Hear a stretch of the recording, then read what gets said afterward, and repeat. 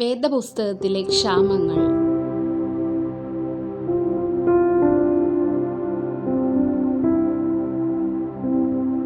അബ്രഹാമിന്റെ കാലത്ത് കാനായിലുണ്ടായ ക്ഷാമം ഉൽപ്പത്തി 12:10 പറയപ്പെടുന്നു.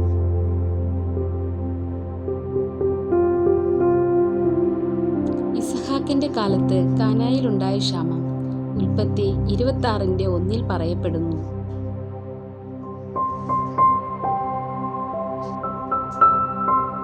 യാക്കോബിന്റെ കാലത്ത് കാനായിലുണ്ടായ ക്ഷാമം ഉൽപ്പത്തി 41:54 മുതൽ 57 വരെ പറയപ്പെടുന്നു.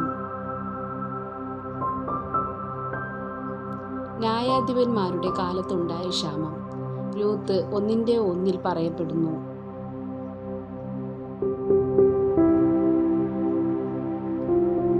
ദാവീദിന്റെ കാലത്ത് ഉണ്ടായ ക്ഷാമം 2 ശമൂവേൽ 21:1 പറയപ്പെടുന്നു.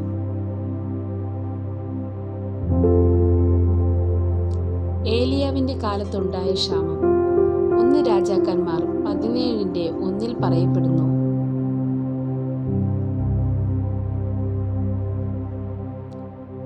ഏലിശയുടെ കാലത്ത് 1 ക്ഷാമം 2 രാജാക്കന്മാർ 4:38 പറയപ്പെടുന്നു.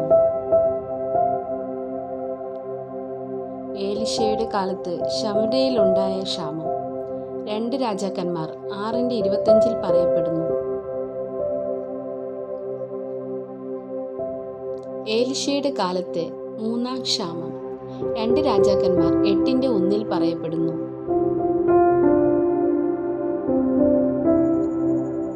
സിദെക്കീയാവിന്റെ കാലത്ത് ഉണ്ടായ ക്ഷാമം 2 രാജാക്കന്മാർ 25:3 പറയപ്പെടുന്നു.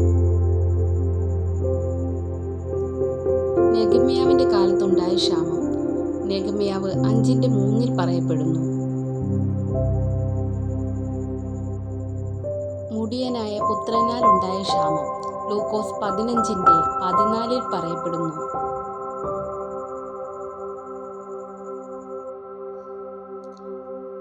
പൗലോസിന്റെ കാലത്തുണ്ടായ ക്ഷാമം അപ്പോസ്തല പ്രവർത്തികൾ 11:28 പറയപ്പെടുന്നു. ദൈവത്തിന് മഹത്വം.